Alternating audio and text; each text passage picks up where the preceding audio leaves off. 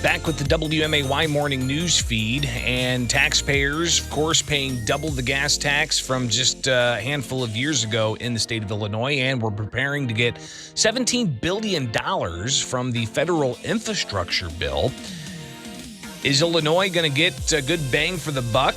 Well, the Reason Foundation put out their 26th annual Highway Performance and Cost Effectiveness Report. And it shows that Illinoisans can expect to pay more for less. Illinois actually dropping 12 spots in the past 5 years to 40th overall.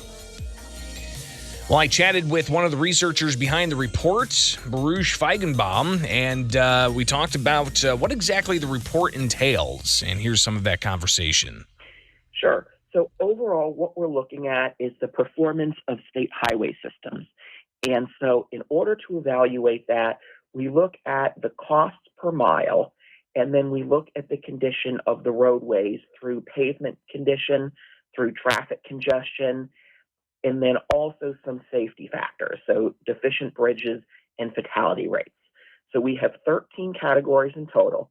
We take each of those, add it together, divide it by 13, and then come up with a score. And I should note that our scores are based on ratios.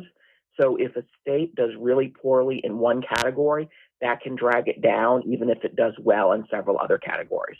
Well, and the report, again, looks at all 50 states and sharing more of this conversation I had with Feigenbaum yesterday, getting an idea of where Illinois stands on these rankings and what are some of the things that Illinois did good or did poorly on when it comes to their most recent report. Sure. So Illinois is 40th in the most recent report, and that's a slight decrease from 37th last year. And the state has been around this ranking about the past 10 years. So there's not been a heck of a lot of change. There's some things that Illinois does relatively well, particularly the fatality rate and the rural fatality rate.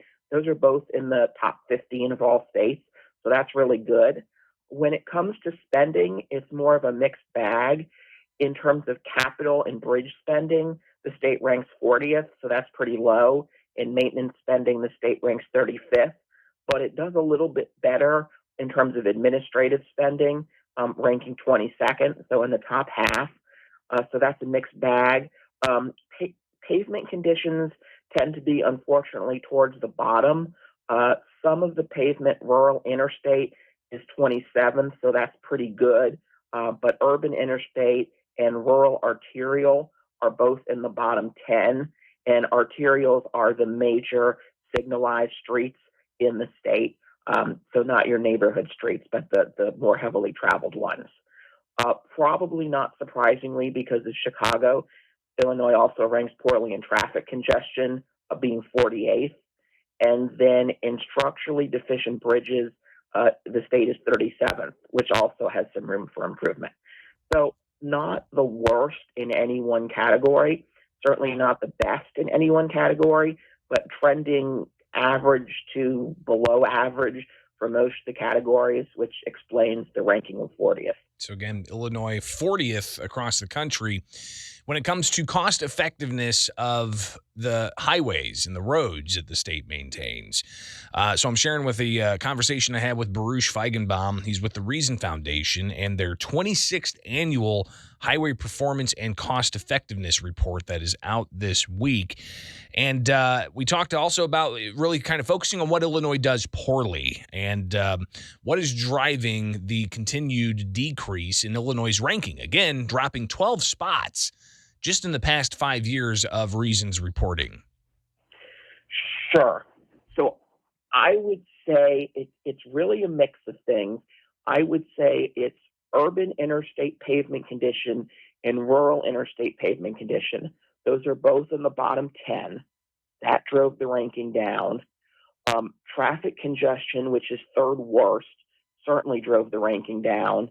And then capital and bridge disbursements, which is 40th, drove the ranking down.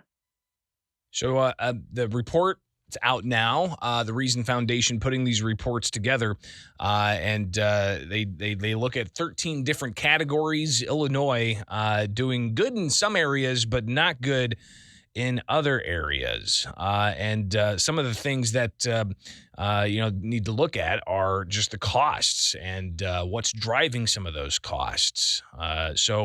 Looking at different states is always kind of instructive as to what to do. Here's more from Reason Foundation's researcher Baruch Feigenbaum. I would say overall they're getting relatively bad bang for their buck because there's a relatively high level of spending and also relatively poor pavement conditions. We'd like to see, if there was a high level of spending, good pavement conditions. Of course, we'd like to see a low level of spending and good pavement conditions. That might not be realistic. But given the cost of Illinois, we know that the spending is going to be a little high, but the quality of the roadways and bridges should match, and it doesn't. So again, looking at the cost and taxpayers having to cover this, and are we getting a good bang for our buck in Illinois? But what are other states doing that are scoring much better than Illinois? Again, state of Illinois dropping from one position at 28 5 years ago to now number 40th overall. So 12 spots it's dropped in just the past 5 years. What are other states doing that Illinois could possibly learn from? Here's Feigenbaum. So that's a great question. So there's a bunch of different factors. The most important is having a quantitative project cost benefit selection process. And what that means is the state DOT takes all of the projects it's looking to do, the ones for new capacity, the ones for maintenance, ranks them based on need, and decides to prioritize the ones that have the highest ranking. We found in states where that process is overly political, the overall highway ranking tends to be much lower than in states that have a good process.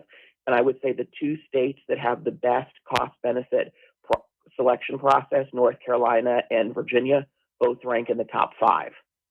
So there's some pretty good evidence there. Another of the categories that is relatively important and somewhat hard to control is we found union membership tends to increase costs. So heavily unionized states tend to have higher costs. That's not necessarily something I realize that Illinois can change easily, but that's something else that we see is it tends to be a pretty important factor. And then the other thing that we see is that states that really prioritize reducing costs, either through some type of analysis to determine what's going on. And let me give you an example here because that's not real clear. The state of Georgia looked at how they could maintain their roads very cost effectively. And they went ahead and they talked with AASHTO, which is the state DOT trade group, and they looked at some other states and some other best practices, and they were able to go ahead and get costs down about 50% compared with where they were before. So I would say talking to other state DOTs, learning best practices, because there are some things that Illinois does well here in terms of fatality rate that other states are going to want to copy. So sort of speaking with your other organizations, your peer states, I think is helpful as well. Again, I'm sharing a conversation I had with Baruch Feigenbaum. He's with the Reason Foundation, and their 26th annual Highway Performance and Cost Effectiveness Report is out now, looking at all 50 states and how they rank in cost effectiveness for taxpayer-funded roads. So ultimately, with Illinois dropping to 40th overall, a 12-spot drop in the past 5 years, is that really because of Illinois not being able to control costs? Yeah, I think that's absolutely the case. And I think you see that in a state like Virginia, which is growing and which has a lot of needs and which is working on multiple projects, both in the Washington, D.C. suburbs and in the rural areas, and yet has capital costs that are probably about a half of what Illinois is doing. So they're able to do that because they're able to reduce costs. So ultimately, Illinois ranked 40th. We got the doubling of the gas tax. We've got the federal infrastructure dollars that are going to be pouring into the state. And this report comes out on the heels of those particular events that are impacting taxpayers directly. How does all this play into this report? Here's Baruch Feigenbaum. Sure. So it usually takes a couple years for that increased spending to take effect. So we're likely not seeing the effects of it yet.